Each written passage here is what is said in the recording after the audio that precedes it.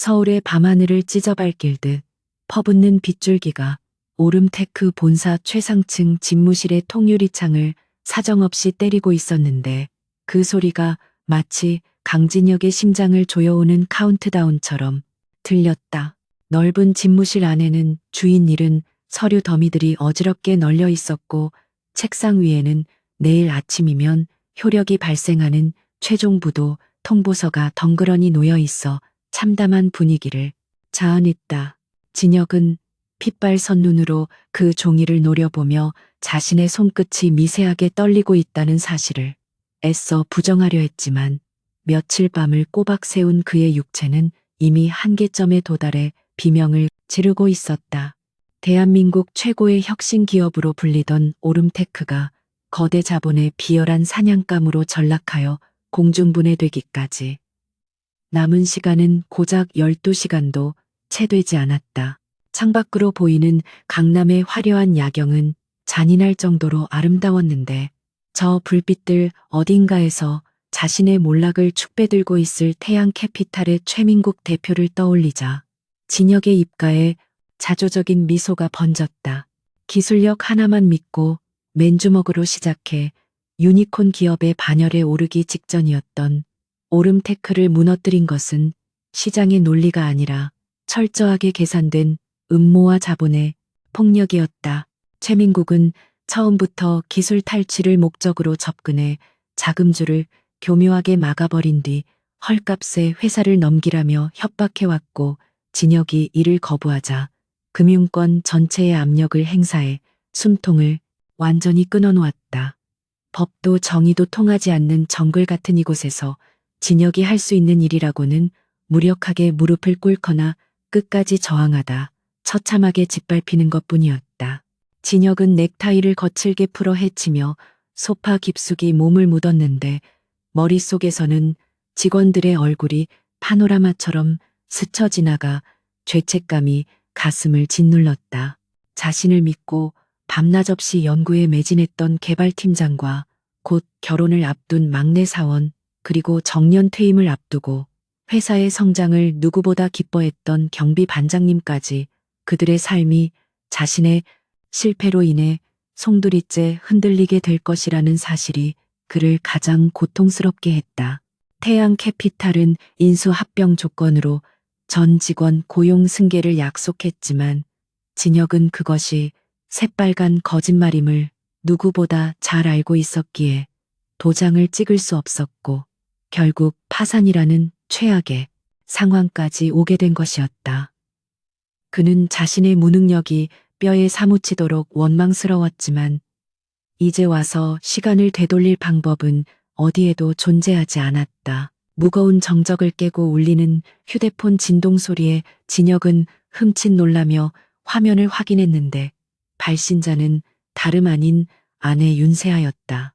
화면에 뜬 그녀의 이름을 보자마자 날카롭게 곤두서 있던 신경이 일순간 무장 해제되는 느낌을 받았지만 동시에 형용할 수 없는 두려움이 엄습해왔다. 지난 3년간 세상 물정 모르고 집안일만 해온 착하고 순진한 아내에게 내일 아침이면 남편이 빈털터리 신용불량자가 된다는 사실을 어떻게 설명해야 할지 막막하기만 했다. 진혁은 떨리는 손으로 통화 버튼을 누르지 못한 채 멍하니 화면이 꺼질 때까지 기다렸고 어두워진 액정 위로 비친 자신의 얼굴은 패배자의 모습 그 자체였다. 잠시 후 다시 울리는 전화를 더 이상 피할 수 없었던 진혁은 마른 세수를 한 번 하고는 최대한 평소와 다름없는 목소리를 연기하며 전화를 받았다. 수화기 너머로 들려오는 세아의 차분하고 따뜻한 목소리는 비바람이 몰아치는 밖의 날씨와 대조적으로 평온해서 오히려 진혁의 가슴을 더욱 아리게 만들었다. 그녀는 늦어지는 남편을 걱정하며 저녁은 먹었는지 물었고 진혁은 중요한 미팅이 길어져서 늦게 들어갈 것 같다고 익숙하게 거짓말을 내뱉었다. 결혼 생활 내내 회사 일로 바쁘다는 핑계를 대며 그녀를 외롭게 만들었는데 이제는 그 회사마저 지키지 못하게 되었다는 사실에 목구멍까지 차오르는 울음을 삼켜야 했다. 전화를 끊은 진혁은 더 이상 회사에 머물러 있다가는 정말로 미쳐버릴 것 같다는 생각에 주섬주섬 짐을 챙겨 자리에서 일어났다. 텅 빈 복도를 걸어가는 그의 구두 소리가 유난히 크게 울렸고 엘리베이터를 기다리는 짧은 시간조차 영겁처럼 느껴질 만큼 그의 마음은 조급하고 불안했다. 지하 주차장에 도착한 그는 자신의 에마인 검은색 세단에 몸을 실었지만 시동을 걸 생각도 하지 못한 채 핸들에 이마를 대고 거친 숨을 몰아쉬었다. 내일이면 이 차는 물론이고 그들이 살고 있는 아파트까지 전부 경매로 넘어가게 될 것이라는 현실이 피부로 와닿자 공포감이 쓰나미처럼 밀려왔기 때문이었다. 빗길을 뚫고 집으로 향하는 도중에도 진혁의 머릿속은 온통 내일 있을 채권단 집회와 최민국의 조소, 어린 표정으로 가득 차 있어 운전에 집중하기가 힘들었다. 그는 신호 대기에 걸려 멈춰 설 때마다 차라리 이대로 어딘가로 증발해버리고 싶다는 충동에 시달렸지만 집에서 자신을 기다리고 있을 세아를 생각하며 마음을 다잡았다.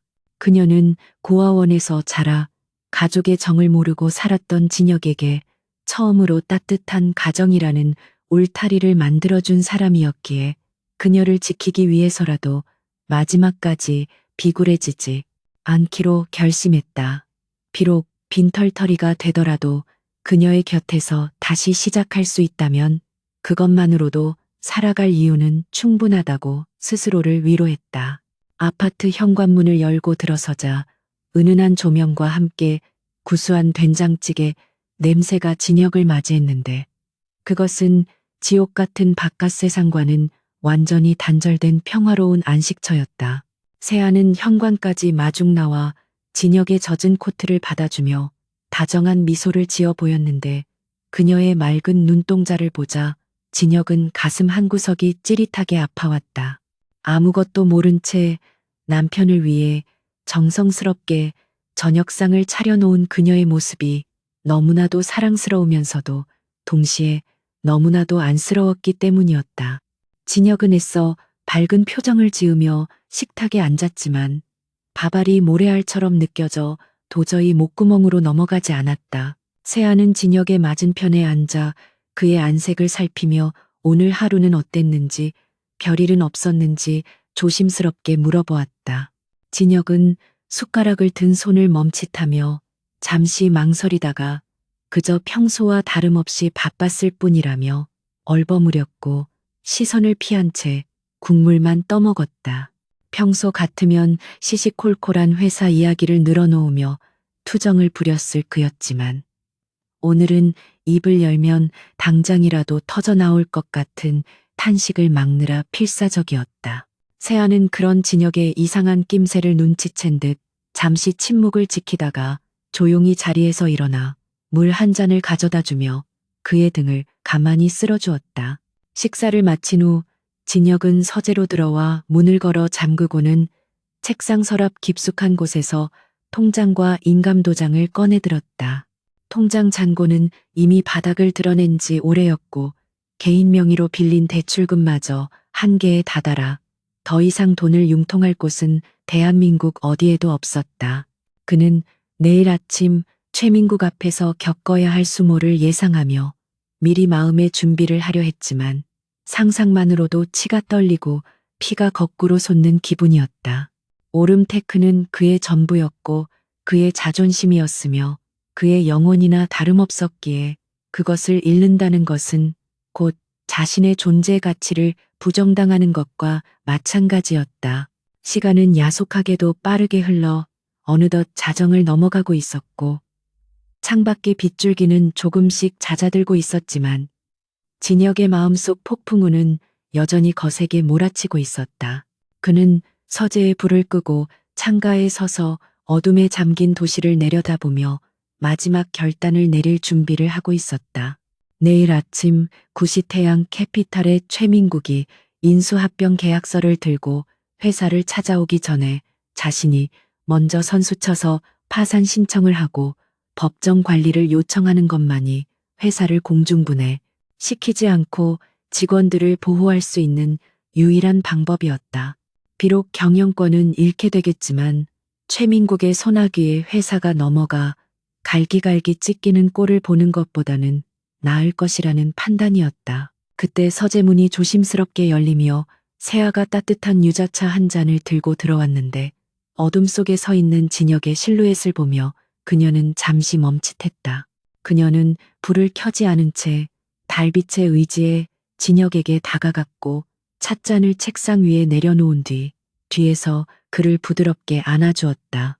진혁은 그녀의 온기에 움찔했지만 이내 긴장을 풀고 그녀의 손을 꽉 잡으며 참아왔던 눈물을 흘리지 않으려 입술을 깨물었다. 세아는 아무 말 없이 그의 넓은 등을 얼굴에 대고 그의 거친 숨소리를 들으며 그가 짊어지고 있는 무게가 얼마나 무거운지 짐작하고 있는 듯했다. 진혁은 떨리는 목소리로 세아를 부르며 할 말이 있다고 입을 열었고 이제는 더 이상 숨길 수 없다는 생각에 모든 사실을 털어놓기로 결심했다. 회사가 망하게 되었다는 것과 우리가 가진 모든 것을 잃게 될지도 모른다는 사실을 고백하려던 찰나 세아가 검지 손가락을 그의 입술에 갖다 대며 그의 말을 막았다. 그녀는 어둠 속에서도 빛나는 눈빛으로 그를 응시하며 당신이 무슨 말을 하려는지 대충 짐작하고 있지만 오늘 밤은 아무 걱정하지 말고 푹 쉬라는 알 수 없는 말을 건넸다. 진혁은 그녀의 태도가 단순한 위로인지 아니면 정말로 무언가를 알고 있는 것인지 혼란스러웠지만 그녀의 단호한 목소리에 압도되어 입을 다물 수밖에 없었다. 세아는 진혁을 침실로 이끌었고 지친 그를 눕힌 뒤 마치 어린아이를 재우듯 토닥여 주었는데 진혁은 극도의 피로감과 긴장이 풀리면서 서서히 수마에 빠져들었다. 잠결에 그는 세아가 어딘가로 전화를 거는 희미한 소리를 들은 것 같기도 했고 옷장 깊숙한 곳에서 무언가를 꺼내는 소리를 들은 것 같기도 했지만 꿈인지 현실인지 분간할 수 없었다. 내일이면 모든 것이 끝장날 것이라는 절망감 속에서도 그녀의 손길만큼은 유일한 구원처럼 느껴졌기에 그는 불안한 잠에 빠져들며 마지막으로 그녀의 손을 더욱 꽉 움켜쥐었다. 다음 날 아침 진혁이 눈을 떴을 때 침대 옆자리는 비어 있었고 부엌에서 달그락거리는 소리가 들려와 그는 무거운 몸을 일으켜 세웠다. 머리는 깨질 듯이 아팠고 가슴은 답답했지만 정해진 운명의 시간은 다가오고 있었기에 그는 비장한 각오로 양복을 차려입었다. 거울 속에 비친 자신의 모습은 초라하기 그지없었지만 그는 넥타이를 매며 오늘이 CEO로서의 마지막 날이 될지라도 끝까지 품위를 잃지 않겠다고 다짐했다. 거실로 나오자 세아는 평소와 다름없는 모습으로 아침 식사를 준비하고 있었지만 그녀의 옷차림이 평소와 달리 눈에 띄게 세련된 정장 차림이라는 것을 깨닫고 진혁은 의아해했다. 세아는 식탁 위에 정갈하게 차려진 밥상 대신 진혁에게 따뜻한 커피 한 잔을 건네며 오늘은 당신과 함께 회사에 가겠다고 선언했다. 진혁은 당황하여 그게 무슨 소리냐며 거절하려 했지만 세아는 이미 현관에 놓인 자신의 가방을 챙겨 들고 그를 기다리고 있었다. 그녀는 지금 당신에게 필요한 건 혼자만의 싸움이 아니라 든든한 아군이라며 단호하게 말했고 진혁은 그녀의 고집을 꺾을 수 없다는 것을 알기에 한숨을 내쉬며 고개를 끄덕였다. 그렇게 두 사람은 폭풍전야와도 같은 고요함 속에서 함께 집을 나섰고 이것이 오름테크의 운명을 바꿀 거대한 반전의 서막임을 진혁은 꿈에도 상상하지 못했다. 오름테크의 본사 로비에 들어서는 순간 무겁게 가라앉은 공기가 강진혁의 피부를 따갑게 찔러왔고 직원들은 마치 사형 선고를 기다리는 죄인들처럼 고개를 푹 숙인 채 숨조차 제대로 쉬지 못하고 있었다. 그들은 평소 존경에 마지 않던 대표가 파산 위기에 몰려 초라하게 출근하는 모습을 차마 똑바로 쳐다보지 못했고 그 시선들이 진혁에게는 비수보다 더 날카롭게 꽂혀 심장을 후벼 파는 듯한 고통을 안겨주었다. 진혁은 곁에 선 윤세아에게 지금이라도 늦지 않았으니 집으로 돌아가거나 근처 카페에 가 있으라고 나지막이 속삭였지만 그녀는 들은 척도 하지 않고 오히려 진혁의 팔짱을 더욱 단단히 끼며 앞을 향해 걸음을 옮겼다. 그녀의 꼿꼿한 자세와 흔들림 없는 눈빛은 패배감에 젖어 있던 진혁에게 묘한 안정감을 주었지만 동시에 그녀가 감당해야 할 모욕적인 상황이 걱정되어 발걸음은 천근만근 무거울 수밖에 없었다. 대회의실의 육중한 문을 열고 들어서자 이미 상석을 차지하고 앉아있는 태양 캐피탈의 최민국 대표와 그의 법무팀 변호사들이 거만한 표정으로 그들을 맞이했다. 최민국은 마치 자신의 안방이라도 되는 양의자에 비스듬히 기대어 다리를 꼬고 앉아 있었고 테이블 위에는 그가 피우다만 시가 냄새가 역하게 진동하여 신성한 회의실을 더럽히고 있었다. 그는 진혁이 들어오자 입가에 비릿한 미소를 띠며 천천히 손목시계를 확인하더니 약속 시간보다 1분이라도 늦었으면 바로 법원으로 달려갈 뻔했다며 비아냥거리는 말투로 진혁의 신경을 긁어댔다. 진혁은 치밀어 오르는 분노를 억누르며 맞은편 자리에 앉았고 세아는 아무 말 없이 진혁의 옆자리에 앉아 차가운 눈으로 최민국을 응시했다. 최민국은 진혁의 옆에 앉은 세아를 발견하고는 마치 재미있는 구경거리라도 생긴 듯 눈을 가늘게 뜨며 위아래로 훑어보더니 이 중요한 자리에 마누라까지 대동하고 나타난 꼴이 가관이라며 혀를 찼다. 그는 진혁을 향해 회사가 망하게 생겼으니 이제 부인 치맛자락이라도 붙잡고 울고불고 사정이라도 해볼 작정이냐며 인신공격에 가까운 모욕적인 언사를 서슴지 않고 내뱉었. 진혁의 주먹이 부들부들 떨렸고 당장이라도 자리를 박차고 일어나 최민국의 멱살을 잡고 싶었지만 회사의 운명이 저자의 손끝에 달려있다는 현실이 그의 발목을 잡고 놔주지 않았다. 변호사들은 킬킬거리며 비웃음을 흘렸고 그 소름 끼치는 웃음소리가 회의실 안을 가득 채우며 진혁의 자존심을 밑바닥까지 짓밟아 놓았다. 최민국은 테이블 위에 놓인 두툼한 계약서 뭉치를 진혁의 앞으로 거칠게 밀어던지며 더 이상 시간 낭비하지 말고 도장을 찍으라고 으름장을 놓았는데 그 태도는 협상이라기보다는 일방적인 통보에 가까웠다. 계약서의 내용은 오름테크의 모든 특허권과 경영권을 태양캐피탈에 넘기고 진혁은 어떠한 권리도 주장하지 못하며 빈털터리로 물러난다는 노예 계약이나 다름없는 조항들로 가득 차 있었다. 최민국은 만약 지금 당장 서명하지 않으면 즉시 채무 불이행으로 인한 강제 집행 절차에 들어갈 것이며 진혁뿐만 아니라 연대 보증을 선임원들까지 모조리 신용불량자로 만들어 사회에서 매장시키겠다고 협박했다. 그것은 단순한 사업적 압박이 아니라 한 인간의 삶을 송두리째 파괴하겠다는 악마의 속삭임과도 같았다. 진혁이 펜을 쥐고 망설이는 사이 침묵을 지키고 있던 세아가 갑자기 입을 열었는데 그녀의 목소리는 낮지만 서늘한 기운이 서려 있어 순간적으로 회의실의 소란스러운 분위기를 잠재웠다. 그녀는 최민국을 똑바로 바라보며 남편이 서명할 필요는 없을 것 같다고 말했고 그 당돌한 발언에 최민국은 어이없다는 듯 헛웃음을 터뜨리며 귀를 의심했다.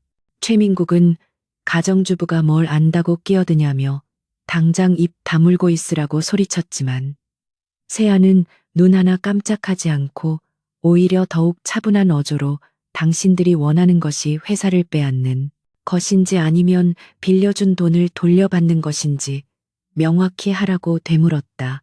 그녀의 태도에서 뿜어져 나오는 알 수 없는 위압감에 최민국은 잠시 말문이 막혔지만 이내 비웃으며 당연히 돈을 못 갚으니 회사를 내놓으라는 것이라고 소리쳤다.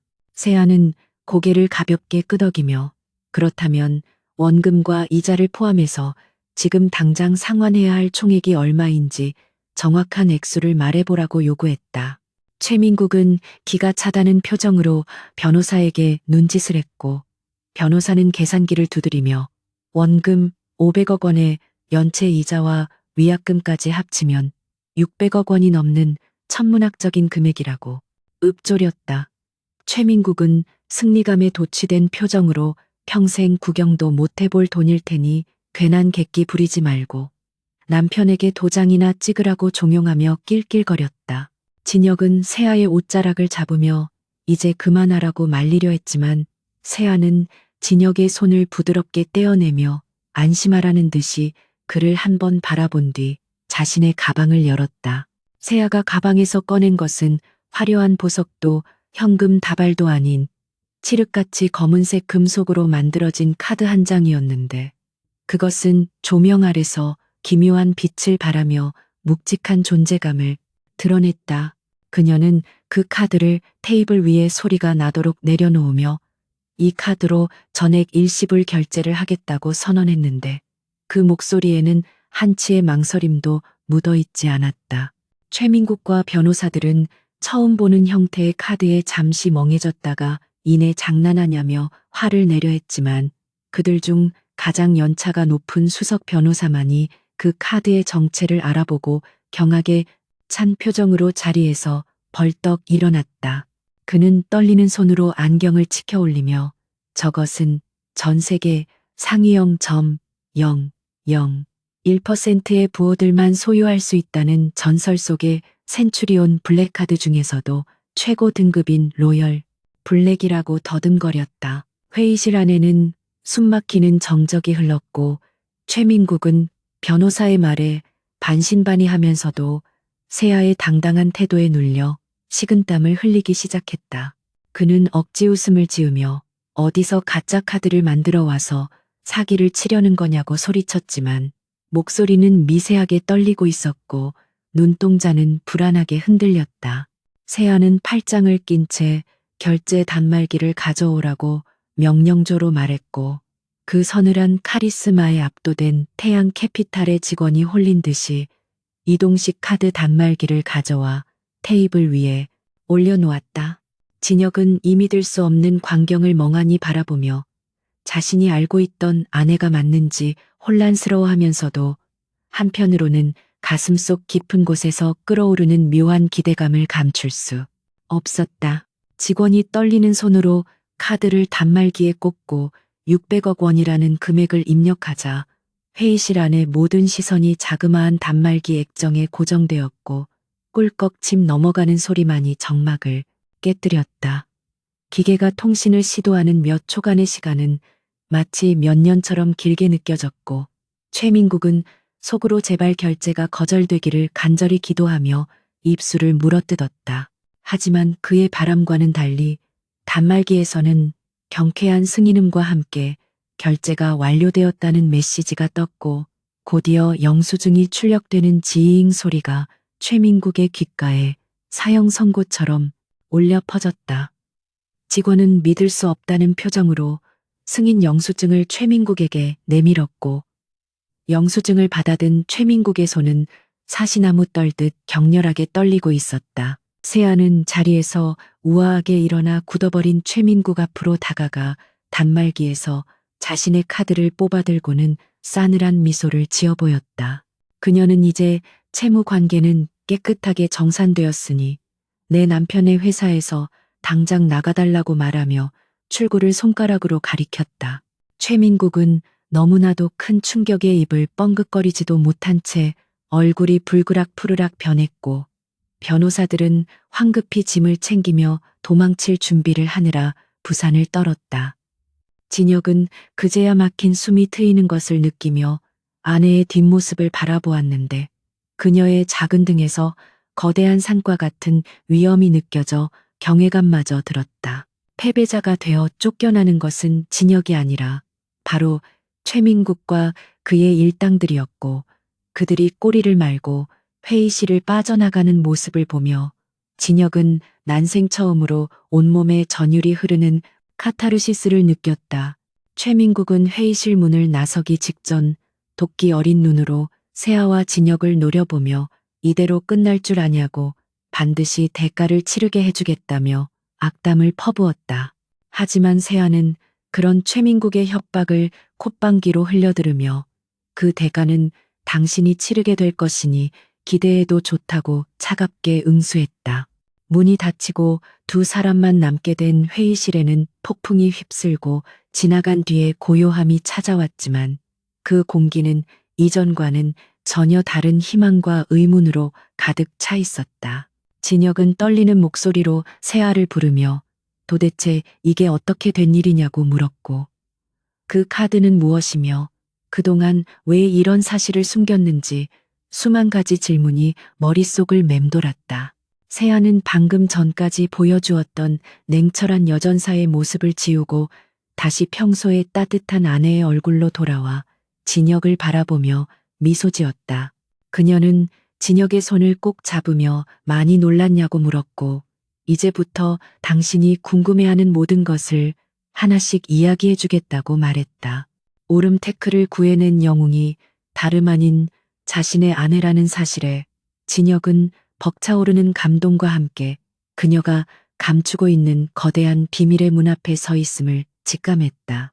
창밖에는 어느새 구름이 걷히고 따스한 햇살이 비치기 시작해 회의실 안을 환하게 비추었는데 그것은 마치 오름테크와 두 사람의 앞날을 축복하는 서광처럼 느껴졌다. 하지만 이것은 끝이 아니라 더 거대한 전쟁의 서막일 뿐이라는 것을 두 사람은 본능적으로 느끼고 있었고 이제는 혼자가 아니라 둘이서 함께 맞서 싸울 준비가 되어 있었다. 세아는 진혁의 흐트러진 넥타이를 바로잡아주며 이제 당신의 능력을 마음껏 펼쳐보라고 응원했고 진혁은 그녀의 눈동자 속에서 무한한 신뢰와 사랑을 확인하며 주먹을 불끈 쥐었다.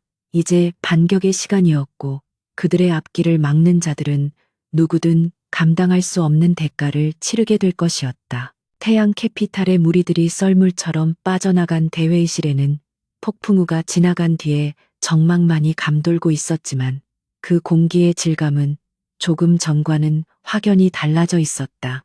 테이블 위에 덩그러니 놓인 검은색 카드는 여전히 기묘한 광택을 뿜어내며 존재감을 과시하고 있었고 강진혁은 그것을 바라보며 마치 현실이 아닌 꿈속을 헤매는 듯한 기분에 휩싸였다. 그는 떨리는 손을 뻗어 카드를 집어 들려다 멈칫했는데 그 작은 플라스틱 조각이 자신이 평생을 바쳐 잃고 온 회사의 가치보다 더 무겁게 느껴졌기 때문이었다. 진혁은 천천히 고개를 들어 맞은편에 앉아 있는 아내 윤세아를 응시했는데 그녀는 더 이상 앞치마를 두르고 찌개를 끓이던 평범한 주부의 모습이 아니었다. 그녀의 눈빛은 깊고 고요한 호수처럼 침착했지만 그 안에는 세상을 굽어보는 듯한 절대적인 자신감과 범접할 수 없는 기품이 서려 있어 진혁은 마른 침을 삼킬 수밖에 없었다.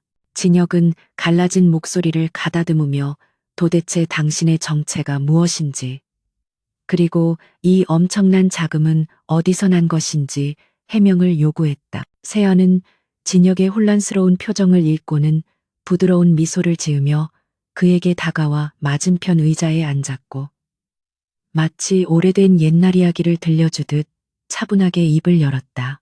그녀는 자신이 사실은 미국 월가에서 전설적인 투자회사로 불리는 베리타스 인베스트먼트의 실질적인 소유주이자 아시아 지부 총괄 대표라는 충격적인 사실을 고백했다. 그녀의 할아버지는 한국 전쟁 당시 도미하여 막대한 부를 축적한 금융계의 거물이었고 세아는 그의 유일한 혈육이자 후계자로서 어릴 때부터 혹독한 경영 수업을 받으며 자랐다는 것이었다. 진혁은 그녀의 입에서 나오는 단어 하나하나가 자신의 상식으로는 도저히 이해할 수 없는 비현실적인 이야기라 멍하니 그녀를 바라만 보았다. 세아는 자신이 신분을 숨기고 평범한 삶을 택했던 이유에 대해 설명했는데 그것은 돈이 아닌 진정한 사랑과 사람 냄새, 나는 삶을 갈망했기 때문이라고 말했다. 그녀는 수많은 사람들이 자신의 배경과 재산만을 보고 접근하는 것에 진저리가 났었고 한국으로 돌아와 우연히 만난 진혁의 순수한 열정과 따뜻한 마음에 반해 모든 것을 내려놓고 그의 곁에 머물기로 결심했다고 했다. 진혁이 사업 초창기에 겪었던 수많은 실패와 좌절 속에서도 결코 포기하지 않고 직원들을 가족처럼 아끼는 모습을 보며 그녀는 이 사람이라면 자신의 모든 것을 걸어도 좋겠다는 확신을 가졌던 것이다. 그녀의 고백을 듣는 진혁의 가슴 속에는 배신감보다는 오히려 그녀가 감내했을 외로움과 자신을 향한 깊은 신뢰에 대한 고마움이 밀려와 눈시울이 붉어졌다. 하지만 진혁은 곧이어 밀려오는 자괴감을 떨쳐내기 힘들었는데 남자의 자존심으로서 아내의 도움으로 위기를 모면했다는 사실이 그를 작게 만들었기 때문이었다. 그는 고개를 숙인 채 자신은 당신에게 어울리는 남자가 아닌 것 같다고 자책하며 당신의 도움 없이는 아무것도 할 수 없는 무능한 사람이라는 생각에 괴로워했다. 그런 진혁의 마음을 꿰뚫어 본 듯 세아는 단호한 목소리로 고개를 들라고 말하며 이 돈은 당신에게 주는 공짜 선물이 아니라 오름테크의 잠재력과 강진혁이라는 경영자에 대한 정당한 투자라고 못 박았다. 그녀는 자신이 비록 돈을 댔지만 이 위기를 기회로 바꾸고 회사를 다시 일으켜 세우는 것은 오롯이 당신의 몫이라며 진혁의 어깨에 손을 올리고 힘을 실어주었다. 세아의 격려에 진혁은 다시금 정신을 차리고 눈빛을 빛내기 시작했는데 그녀의 말대로 이것은 끝이 아니라 새로운 시작임을 깨달았기 때문이었다. 그는 자리에서 일어나 옷매무새를 가다듬고 세아에게 정식으로 감사를 표하며 투자자로서 결코 실망시키지 않겠다는 약속을 건넸다. 두 사람 사이에는 부부로서의 애틋함뿐만 아니라 비즈니스 파트너로서의 신뢰가 더해져 더욱 단단한 유대감이 형성되었고 이제 그들은 함께 전장에 나갈 준비를 마친 전우와도 같았다. 세아는 가방에서 미리 준비해온 서류 한 장을 꺼내 진혁에게 건넸는데 그것은 태양 캐피탈이 보유하고 있던 오름테크의 모든 채권을 그녀의 개인 투자 법인으로 양도한다는 내용이 담긴 계약서였다. 이로써 오름테크의 최대 채권자는 최민국이 아닌 윤세아가 되었고 회사는 외부의 위협으로부터 안전한 방어막을 갖게 된 셈이었다. 회의실 문을 열고 밖으로 나오자 복도에는 불안에 떨고 있던 직원들이 삼삼오오 모여 웅성거리고 있었는데 진혁과 세아의 모습을 보자 일제히 숨을 죽이고 그들을 주시했다. 직원들의 눈에는 회사가 넘어갔을지도 모른다는 공포와 혹시나 하는 신락 같은 희망이 교차하고 있었고 그 무거운 분위기는 숨이 막힐 지경이었다. 진혁은 직원들 한가운데로 걸어가 단상 위에 올라섰고 크고 당당한 목소리로 회사의 부채가 전액 상환되었으며 오름테크는 더 이상 누구의 소유도 아닌 우리 모두의 회사로 남게 되었다고 선언했다. 순간 정적이 흘렀고 직원들은 서로의 얼굴을 쳐다보며 자신의 귀를 의심하다가 이내 터져나오는 환호성과 함께 서로를 부둥켜 안고 눈물을 흘리기 시작했다. 진혁은 환호하는 직원들 사이로 세아를 소개하며 그녀가 회사의 재무 건전성을 확보하고 새로운 도약을 이끌어갈 전략 기획이사로 취임하게 되었음을 알렸다. 세아는 직원들을 향해 정중하게 고개를 숙여 인사했고 그녀의 우아하면서도 카리스마 넘치는 모습에 직원들은 뜨거운 박수로 환영의 뜻을 표했다.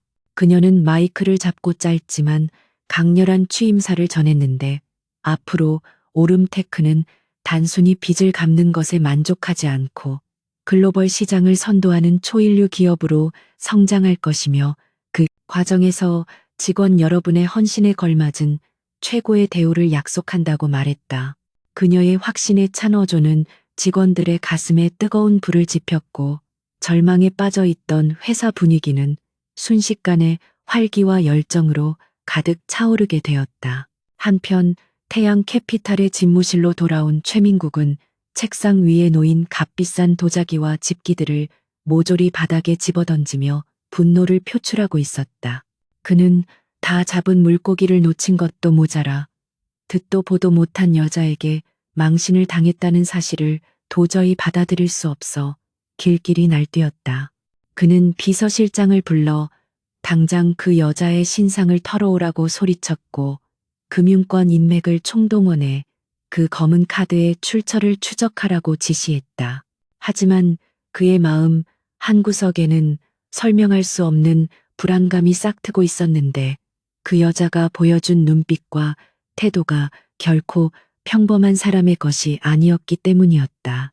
그는 자신이 건드려서는 안 될 벌집을 건드린 것은 아닌지 불길한 예감에 휩싸이면서도 자존심 때문에 멈출 수가 없었다. 몇 시간 뒤 창백한 얼굴로 돌아온 비서실장은 최민국에게 보고서를 내밀며 손을 떨고 있었는데 보고서에 적힌 내용은 최민국의 예상을 훨씬 뛰어넘는 충격적인 것이었다. 카드 발급사는 스위스에 본사를 둔 초고액 자산가 전용 프라이빗 뱅크였고 계좌의 실소유주는 철저하게 베일에 쌓여 있어 접근조차 불가능하다는 것이었다. 게다가 금융권 뒷조사를 통해 알아낸 정보에 따르면 윤세아라는 이름이 최근 월가에서 막대한 자금을 움직이며 아시아 시장을 잠식하고 있는 거대 투자 세력과 연관되어 있다는 소문이 돌고 있었다. 최민국은 보고서를 쥐고 있던 손에 힘이 풀려 종이를 떨어뜨렸고 등골이 오싹해지는 공포를 느끼며 주저앉고 말았다. 오름테크의 사장실에서는 진혁과 세아가 마주 앉아 앞으로의 계획을 논의하고 있었는데 세아는 태블릿 PC를 꺼내 회사의 조직도를 화면에 띄웠다. 그녀는 냉철한 눈빛으로 조직도 곳곳에 붉은색 표시를 하며 이들이 바로 최민국이 심어놓은 첩자들이자 회사를 병들게 만든 내부의 적들이라고 지적했다. 진혁은 자신이 가장 신뢰했던 임원들과 팀장들의 이름이 붉게 표시된 것을 보고 충격을 받았지만 이내 마음을 다잡고 세아의 말에 귀를 기울였다. 세아는 이들이 그동안 기술 자료를 빼돌리고 회계 장부를 조작해 회사를 위기로 몰아넣은 증거들을 이미 확보해 두었다고 말하며 이제는 대청소를 시작할 시간이라고 덧붙였다. 진혁은 세아의 정보력에 감탄하며 그녀가 단순히 돈만 많은 것이 아니라 치밀한 전략가라는 사실을 다시 한번 깨달았다. 그는 그동안 사람을 너무 믿었던 자신의 안일함을 반성하며 이제는 대표로서 냉혹한 결단을 내려야 할 때임을 직시했다. 세아는 진혁에게 내부 고발을 유도하고 이중 간첩을 활용해 최민국에게 역정보를 흘리는 구체적인 작전을 제안했고 진혁은 그녀의 계획에 적극적으로 동의하며 실행에 옮기기로 했다. 두 사람은 머리를 맞대고 밤이 깊도록 작전 회의를 이어갔고 그들의 눈빛은 사냥감을 노리는 맹수처럼 날카롭게 빛나고 있었다. 다음 날 아침 오름테크에는 묘한 긴장감이 흐르고 있었는데 진혁은 긴급 임원 회의를 소집하여 회의실에 모든 간부들을 불러 모았다. 붉은 표시가 된 첩자들은 아무것도 모른 채 회사가 기사회생한 것을 축하하는 척하며 뻔뻔한 얼굴로 자리에 앉아 있었다. 진혁은 상석에 앉아 그들을 천천히 둘러보며 의미심장한 미소를 지었고 세아는 그의 옆에서 차가운 표정으로 서류를 검토하고 있었다.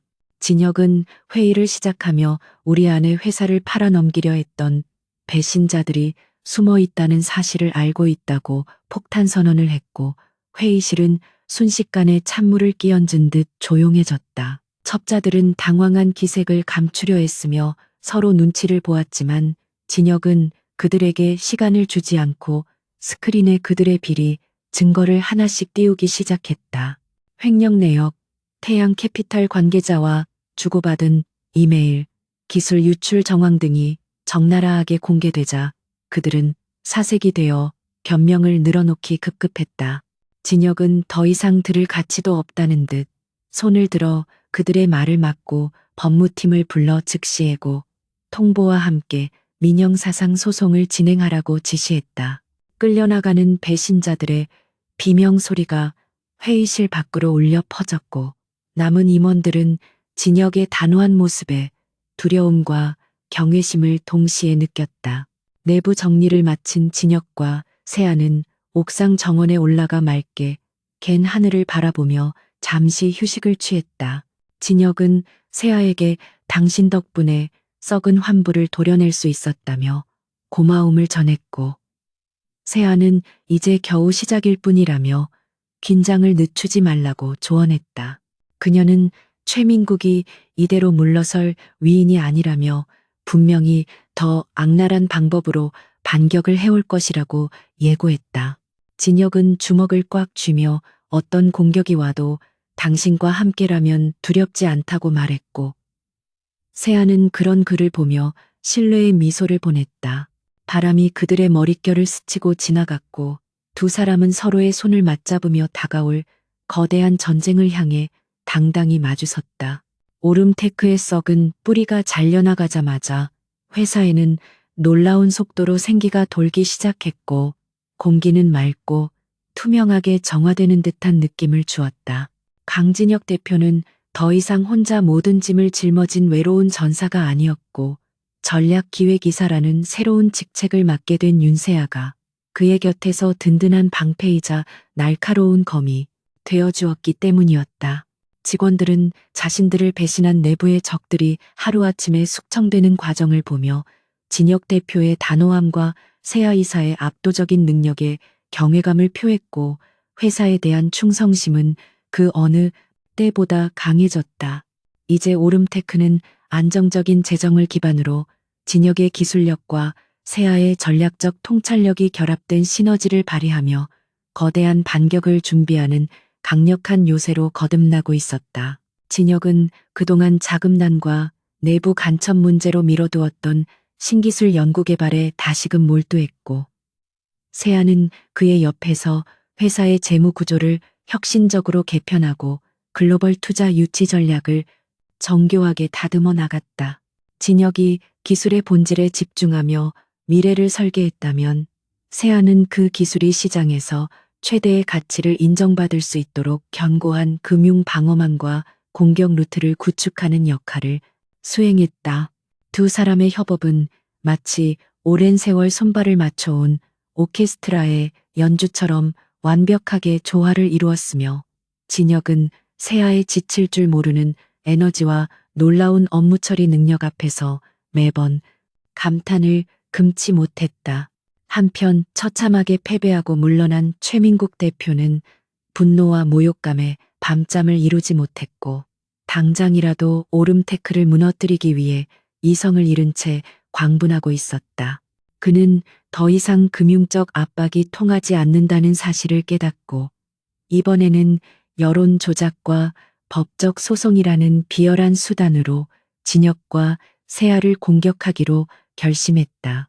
태양 캐피탈은 최민국의 지시 아래 보유하고 있던 언론 채널과 사설 정보망을 총동원하여 오름테크의 핵심 기술이 사실은 표절된 것이라거나 강진혁 대표가 과거 부도 직전에 불투명한 자금으로 회생했다는 등 악의적인 허위 사실을 유포하기 시작했다.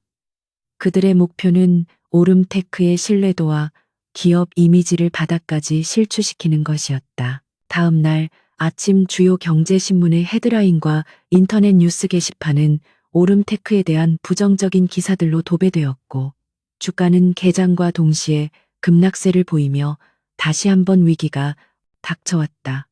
과거의 진혁이었다면 이런 언론의 공격에 당황하고 우왕좌왕하며 속수무책으로 당했을 테지만 이제 그의 곁에는 세아가 있었다. 진혁은 직원들을 안심시키고 태연하게 업무를 진행하는 한편 세아는 침착하게 상황을 분석하며 이 모든 것이 최민국의 계획된 행동임을 간파했다.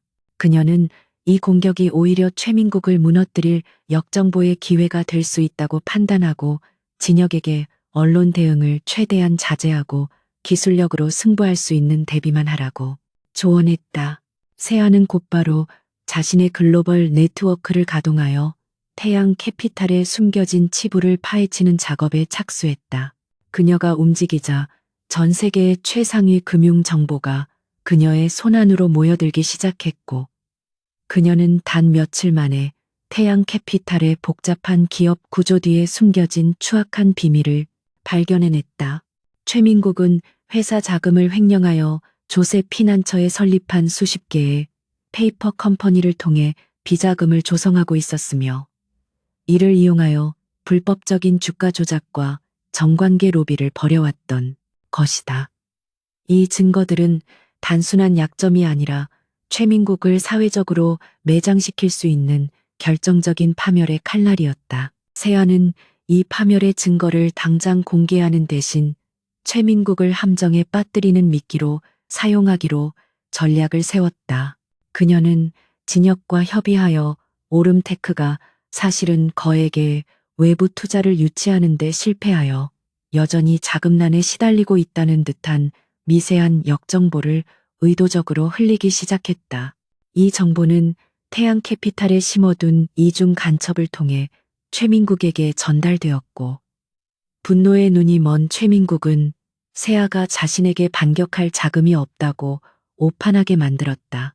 최민국은 오름테크의 주가를 더욱 폭락시켜 회사를 완전히 고사시키고자 공매도 물량을 쏟아내고 자신이 가진 모든 자본과 인맥을 동원하여 언론 플레이를 강화하는 극단적인 수를 두기 시작했다. 최민국의 오판대로 오름테크의 주가는 연일 하한가를 기록하며 떨어졌고 이는 겉으로는 회사가 정말로 위기에 빠진 것처럼 보이게 만들었다. 하지만 이는 세아가 설계한 거대한 그림의 일부였고 주가가 떨어질 때마다 세아의 개인 투자법인은 비밀리에 오름테크의 주식을 매집하며 지분을 조용히 늘려나갔다.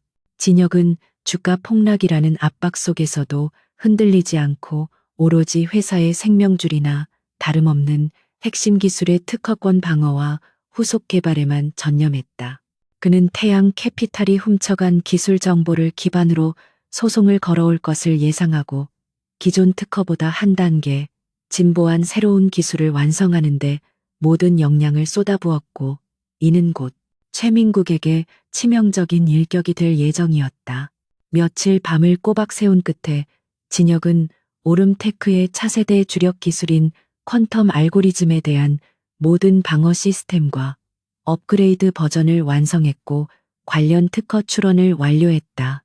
이로써 최민국이 아무리 기존의 데이터를 가지고 소송을 걸어온다 하더라도 진혁의 새로운 기술 앞에서는 무용지물이 될 수밖에 없었다. 진혁은 기술적인 방어뿐만 아니라 공격 루트까지 확보한 사실에 안도의 한숨을 내쉬었고 세아와 함께 다음 단계인 최민국을 공개적으로 심판할 준비에 들어갔다. 그들은 최민국이 오름테크를 완전히 장악했다고 확신하고 모든 자금을 쏟아붓게 만들 결정적인 장소를 물색하고 있었다. 세아는 최민국이 가장 중요하게 여기는 태양 캐피탈의 신년 투자 보고의 일정을 파악해냈고 바로 그 자리에서 모든 진실을 폭로하기로 결정했다. 그 보고회는 수많은 국내외 투자자와 금융계 인사들이 모이는 공개적인 행사였고 최민국이 자신의 입지를 다지고 위세를 과시하는 자리였다. 세아는 최민국이 가장 높이 올라섰을 때 가장 처참하게 무너뜨리는 것이 최고의 복수라고 생각했고 진혁 역시 그가 저질렀던 모든 악행에 대한 공정한 심판이 필요하다고 판단했다. 두 사람은 밤늦도록 전략을 점검했고 스크린을 통해 최민국의 비자금 내역이 담긴 암호화된 파일을 공유하며 성공적인 작전을 위해 마지막 담금질을 하고 있었다. 진혁은 세아가 준비한 방대한 자료와 치밀한 계획을 보며 그녀의 또 다른 모습에 경외감을 느꼈고 그녀의 천재적인 지능과 압도적인 실행력 앞에 자신의 부족함을 인정하면서도 그녀의 파트너라는 사실에 자부심을 느꼈다. 세아는 긴장한 진혁의 손을 잡아주며 우리가 승리할 수밖에 없는 이유는 당신의 정의로운 기술과 나의 자본이 결합되었기 때문이라며 그를 안심시켰다. 그녀는 이번 일이 끝나면 더 이상 당신을 속이는 일은 없을 것이고 우리의 미래는 더 밝게 빛날 것이라고 약속했고 진혁은 그 약속에 담긴 진심을 느끼며 고개를 끄덕였다. 이제 남은 것은 그들의 계획대로 최민국을 끌어내어 무대 위에서 심판하는 일뿐이었다. 오름테크의 주가가 연일 하락세를 면치 못하고 있다는 보도에 최민국 대표의 집무실에는 승자의 오만함과 더불어 불안감이 뒤섞인 묘한 기운이 감돌고 있었다. 그는 자신이 유포한 허위 보도와 대규모 공매도 물량이 효과를 보고 있다고 확신했고, 윤세아라는 여자가 던진 거액의 현금은 일시적인 미봉책에 불과하며 이미 바닥난 자금력으로 더 이상 자신에게 대적할 수 없을 것이라고 굳게 믿었다. 하지만 마음 한 구석에서는 전날 세아가 보여주었던 압도적인 위용과 검은 카드의 존재가 계속해서 그를 괴롭혔고, 그는 그 불안감을 떨쳐내기 위해 오름테크를 완전히 짓밟을 다음 단계를 서둘러 진행하기로 결정했다. 그는 자신이 주최하는 대규모 경제 포럼에서 강진혁 대표를 공개적으로 망신시키고 오름테크가 재기 불가능한 회사임을 만천하에 공표할 계획을 세웠다. 그날 저녁 서울의 최고급 호텔에서 열린 미래 경제혁신 포럼 행사장에는 수많은 금융계 거물들과 유력 언론인들이 모여들어 화려한 빛을 발하고 있었다. 강진혁과 윤세아가 행사장의 모습을 드러내자 수많은 시선이 그들에게 꽂혔는데, 위기에 처한 CEO와 그의 정체불명의 아내에 대한 호기심 때문이었다. 진혁은 세아의 손을 잡고 당당하게 걸어 들어갔지만 가슴속 깊은 곳에서는 긴장감이 치밀어 오르는 것을 느꼈다. 세아는 짙은 남색의 우아한 정장 차림으로 냉철한 기품을 뽐냈고, 그녀의 눈빛은 마치 주변의 모든 움직임을 계산하고 있는 듯 예리하게 빛나고 있어 그 누구도 쉽게 말을 걸 수 없는 아우라를 풍겼다. 포럼의 주요 순서인 패널 토론이 시작되자 최민국은 자신의 사람들을 동원하여 무대 위와 객석에서 진혁을 맹렬히 공격하기 시작했다.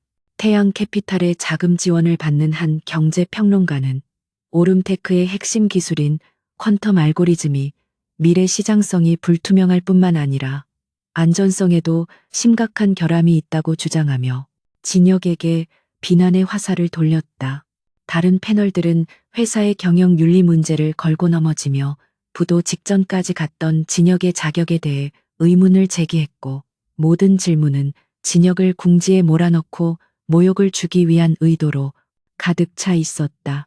진혁은 공개적인 자리에서 무차별적인 비난을 받자 얼굴이 붉게 상기되었고 반박하려 주먹을 꽉 쥐었지만, 세아는 재빨리 그의 손을 살짝 잡아주며 고개를 작게 저어 침묵할 것을 요청했다. 세아의 침묵 신호를 받은 진혁은 깊은 숨을 내쉬며 분노를 가라앉혔고, 최민국은 진혁의 침묵을 자신의 승리로 오판하고 더욱 신이 나서 조롱을 이어갔다.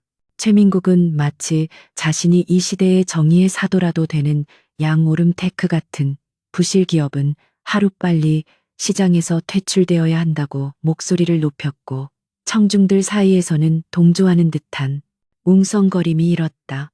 바로 그때 세아가 테이블 아래로 휴대폰을 들어 누군가에게 짧은 문자 메시지를 전송했는데, 그 행동은 마치 체스판 위의 퀸이 자신의 움직임을 시작하는 것처럼 보였다.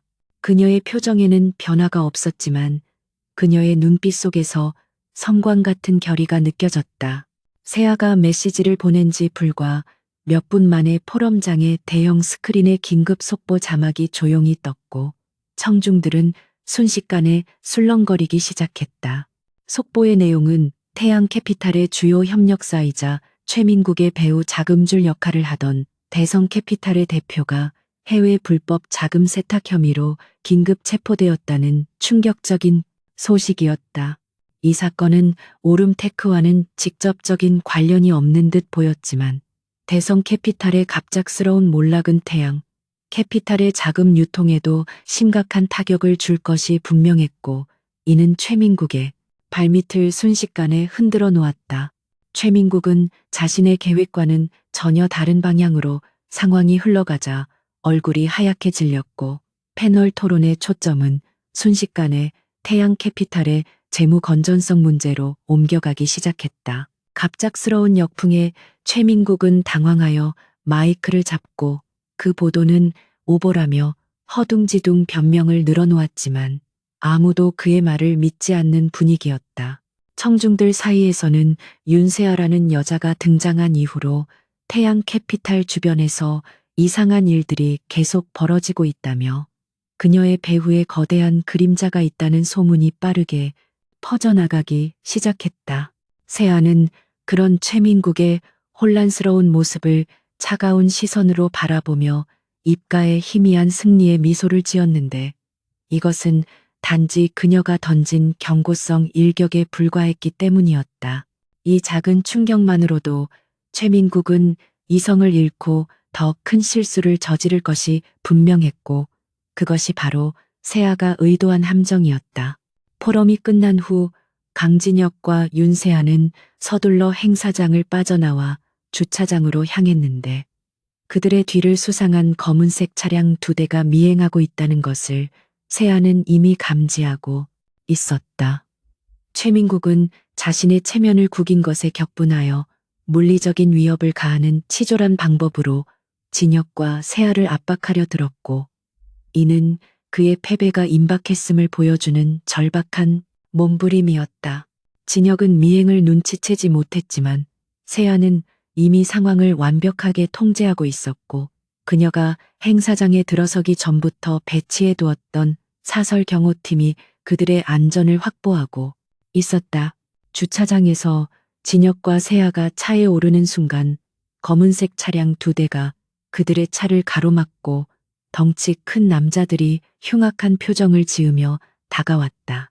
진혁은 순간적으로 당황하여 세아를 뒤로 숨기려 했지만 세아는 침착하게 그의 팔을 잡고 눈빛으로 진정시켰다. 그때 주차장 기둥 뒤에 숨어있던 세아의 경호팀원 4명이 그림자처럼 나타나 순식간에 그 남자들을 제압하기 시작했는데 그들의 움직임은 군더더기 없이 간결하고 전문적이었으며 단일 분도 채 걸리지 않았다. 폭력배들은 미처 반항할 틈도 없이 바닥에 제압되었고 세아의 팀원들은 그들의 신분만 확인한 채 경찰에 신고하거나 소란을 피우지 않고 흔적도 없이 사라졌다. 진혁은 눈앞에서 벌어진 믿을 수 없는 일련의 과정들을 멍하니 바라보며 세아에게 도대체 이 사람들은 누구이며 언제부터 이런 일이 있었는지 물었다. 세아는 당연하다는 듯이 당신이 태양캐피탈과 전면전을 선포한 순간부터 우리의 안전은 이미 최우선 사항이었다고 설명하며 이들은 자신의 개인 자산을 관리하는 베리타스 소속의 전문 보안팀이라고 밝혔다. 그녀는 자신이 가진 모든 자원은 단순히 돈에 국한된 것이 아니라 정보력과 보안망 그리고 인적 네트워크를 포함한 총체적인 힘이라는 것을 진혁에게 다시 한번 각인시켜 주었다. 진혁은 아내의 상상을 초월하는 배우의 힘에 경탄하면서도 그녀가 자신의 안전을 위해 얼마나 치밀하게 준비해 왔는지 깨닫고 감동을 받았다. 차에 올라탄 세아는 진혁에게 최민국이 이미 이성을 잃고 비이성적인 행동을 하고 있다는 것은 그가 벼랑 끝에 몰렸다는 증거라며 이제 우리의 계획대로 그에게 최후의 일격을 가할 때가 왔다고 단언했다. 그녀는 노트북을 열어 내일 태양 캐피탈 보고회에서 공개할 최민국 비자금의 최종 증거 파일과 검찰에 넘길 법적 서류들을 최종 점검했고 진혁은 옆에서 오름테크의 기술 개발, 현황 보고서를 보며 증거의 신뢰도를 높이는데 집중했다. 그들의 얼굴에는 이제 망설임이나 두려움 대신 승리를 확신하는 날카로운 결의만이 가득했고 두 사람은 서로에게 신뢰의 눈빛을 주고받으며 조용히 카운트다운을 세기 시작했다. 태양캐피탈의 신년 투자 보고회는 서울에서 가장 웅장한 컨벤션홀에서 개최되었고 수백 명의 국내외 주요 투자자들, 금융계 거물들, 그리고 유력 언론인들이 모여들어 그 규모와 위용을 과시하고 있었다. 보고회의 화려한 조명과 축배의 잔소리는 마치 성공과 번영을 노래하는 것처럼 들렸지만 그 이면에는 최민국 대표의 탐욕과 위선이 도사리고 있었다. 그는 오늘 이 자리에서 오름테크를 짓밟고 자신의 입지를 확고히 함으로써 태양캐피탈이 아시아 금융시장을 선도하는 절대 강자임을 선포하려 했고, 그의 얼굴에는 이미 승리를 확신하는 오만한 미소가 걸려 있었다. 강진혁 대표와 윤세아 이사는 행사장의 가장자리에 자리 잡고 앉아 있었는데 두 사람의 차분한 모습은 주변의 요란함과 극명한 대비를 이루었다.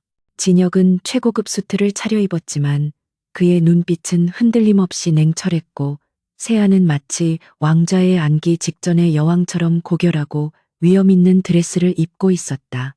그들은 손안에 최민국을 파멸시킬 결정적인 증거를 쥐고 있었기에 조바심이나 두려움 대신 역사를 심판할 자격을 가진 자들의 고요한 평정심만을 간직하고 있었다. 최민국은 단상 위에서 진혁과 세아를 발견하고는 비웃는 듯한 눈빛을 보냈지만 그들의 눈빛이 담고 있는 무언의 경고를 읽지 못하고 자신의 무덤을 파는 연설을 시작했다. 최민국은 단상에 올라 마이크를 잡고 달콤한 수사로 가득 찬 연설을 시작했는데 태양캐피탈의 놀라운 성장세를 자랑하며 그 배경에는 냉철한 시장 분석과 도덕적인 경영 철학이 있었다고 역설했다.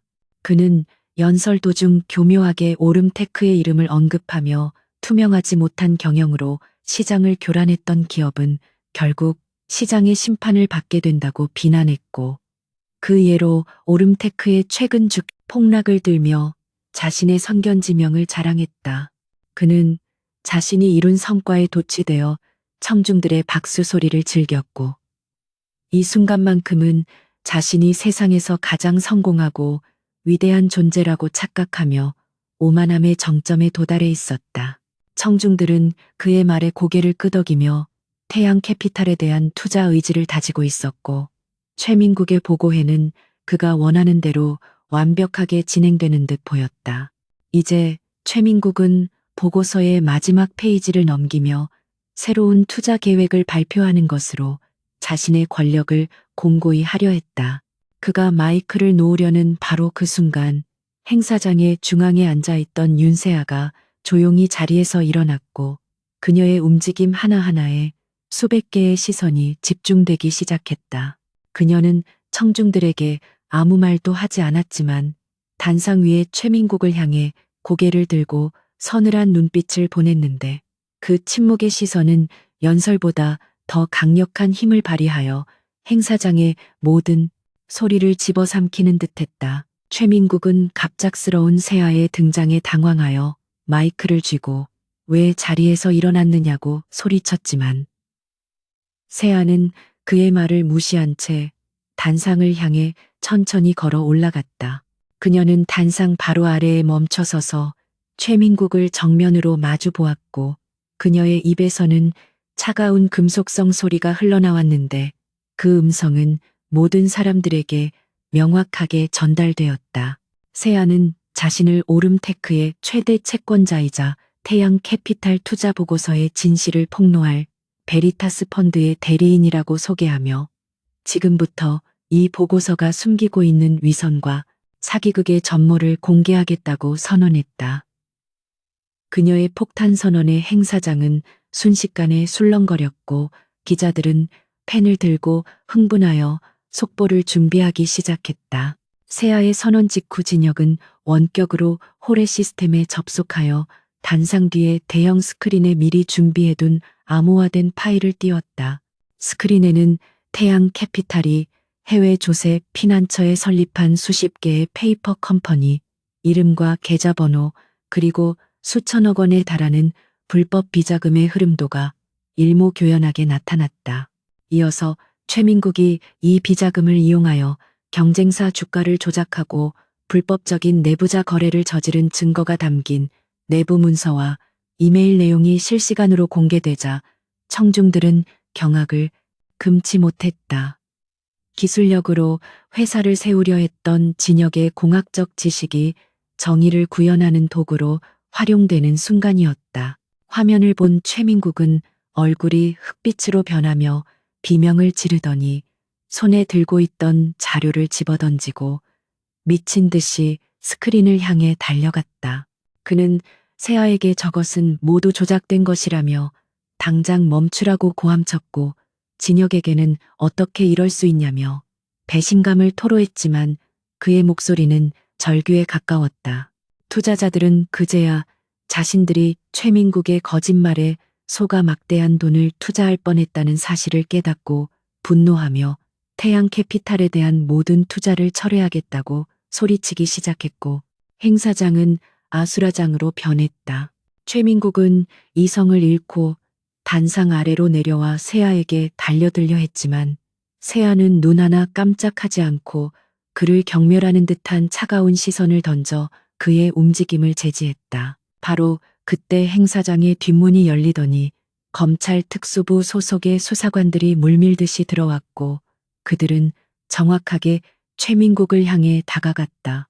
세아의 네트워크를 통해 결정적인 증거를 넘겨받은 검찰은 이미 태양 캐피탈에 대한 압수수색 영장을 발부받아 놓은 상태였고 이 공개적인 폭로의 순간을 기다리고 있었다.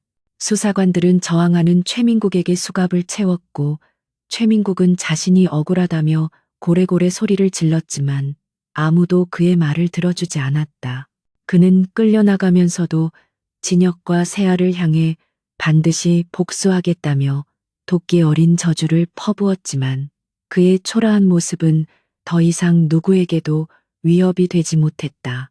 그를 실은 검은색 차량이 행사장을 빠져나가자 태양 캐피탈은 사실상 주가 폭락과 금융기관들의 자금 회수로 인해 즉각적인 파산 절차에 돌입하게 되었다. 모든 소란이 끝난 뒤 진혁은 세아와 함께 단상 위로 올라섰고 청중들을 향해 오름테크의 퀀텀 알고리즘 기술은 독자적인 기술이며 이제부터 우리는 더 투명하고 윤리적인 경영으로 시장을 선도해 나갈 것이라고 약속했다. 그의 진심 어린 연설에 청중들은 기립박수를 보냈고 특히 기자들은 경쟁적으로 오름테크와 강진혁 대표에 대한 긍정적인 기사를 쏟아내기 시작했다. 세아는 진혁의 옆에 서서 그가 이룩한 승리를 말없이 축하했고 진혁은 그녀의 손을 꼭 잡으며 고통스러웠던 지난 날들이 주마등처럼 스쳐 지나갔지만 결국 정의가 승리했음에 벅찬 감동을 느꼈다. 진혁과 세아는 혼란스러운 행사장을 뒤로하고 조용히 빠져나왔고 그들의 차가운 손이 서로에게 닿자 비로소 따뜻한 체온이 느껴졌다. 진혁은 세아에게 당신이 아니었다면 나는 모든 것을 잃었을 것이라며 진심으로 고마움을 표했다. 세아는 고개를 젓고 당신은 이미 충분한 능력을 가지고 있었고 나는 단지 당신이 제 능력을 발휘할 수 있도록 방해물을 치워준 것뿐이라고 말했다. 그녀는 자신의 블랙카드가 불러온 모든 파장을 예상하고 있었지만 진혁의 정의로운 마음이 세상의 빛을 보게 될 것이라는 확신이 있었기에 망설이지 않았다고 고백했다. 차는 서울의 야경을 가로질러 달렸고 진혁은 옆자리에 앉아 있는 아내를 바라보며 그녀의 사랑과 헌신 그리고 상상을 초월하는 능력에 다시 한번 깊은 감사를 느꼈다. 최민국이라는 악의 축은 무너졌고 오름테크는 완전히 새로운 도약을 준비하고 있었다.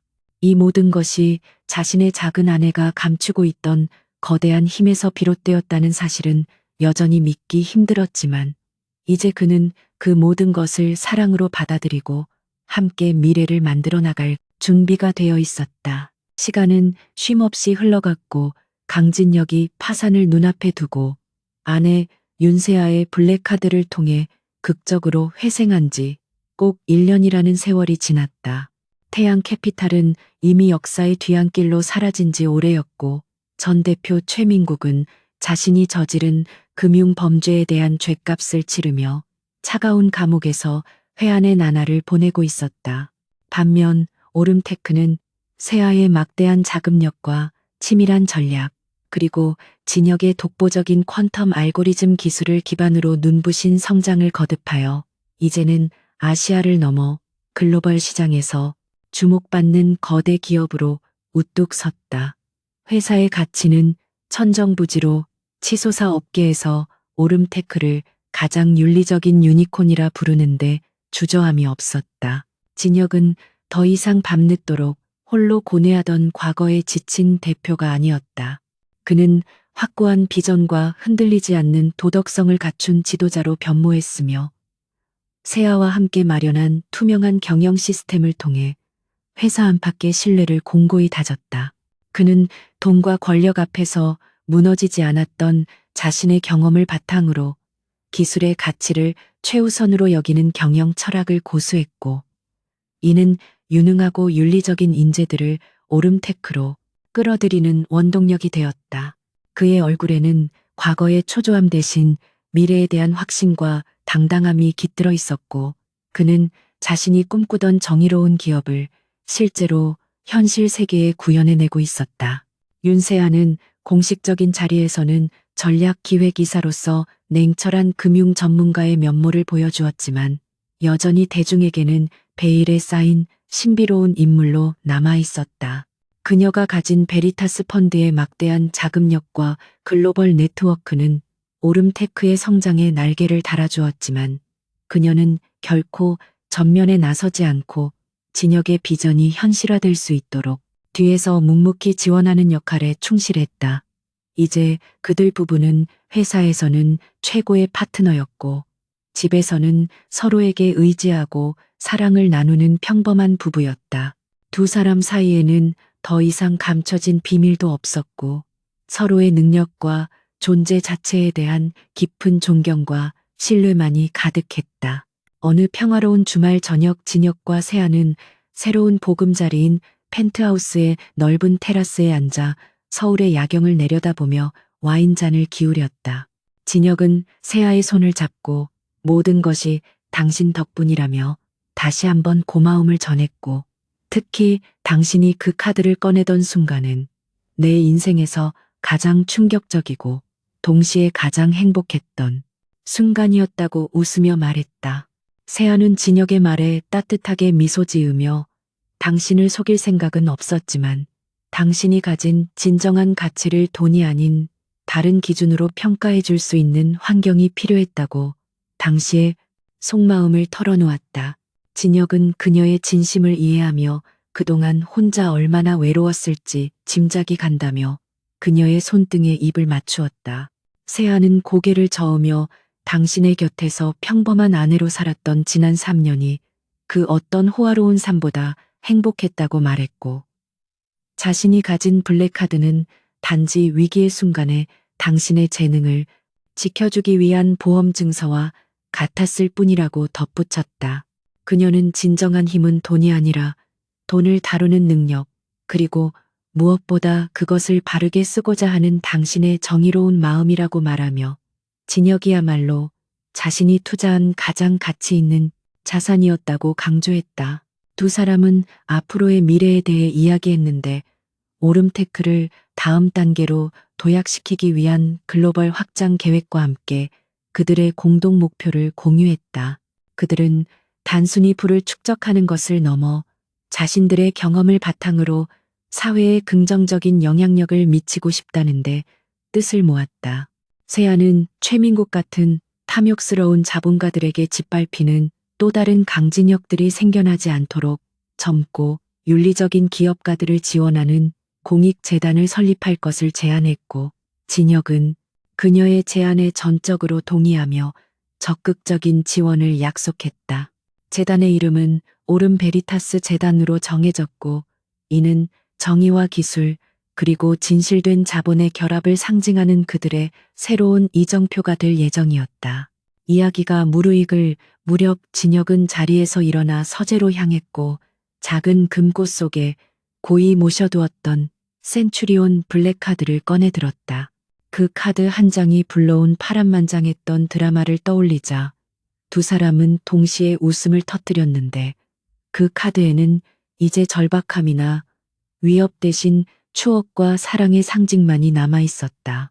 진혁은 카드를 다시 세아에게 건네주었고, 세아는 그 카드를 잠시 바라보더니 이 카드는 더 이상 우리에게 필요하지 않다며 다시 진혁에게 돌려주었다.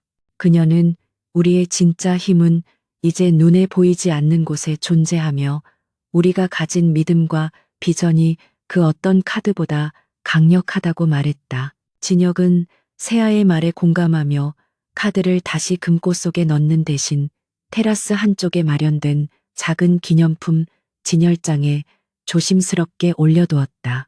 그것은 그들의 삶이 가장 밑바닥까지 내려갔을 때 기적처럼 찾아왔던 구원이었고, 동시에 서로의 진정한 모습을 발견하게 해준 사랑의 징표였다. 두 사람은 서로의 어깨에 기대어 밤하늘의 별들을 바라보았고, 그들의 눈빛은 희망과 사랑으로 가득 차 있었다. 그들의 이야기는 이제 막 시작되었을 뿐이었고, 앞으로 펼쳐질 그들의 여정은 블랙카드가 상징하는 무한한 가능성처럼 끝없이 빛날 것이었다.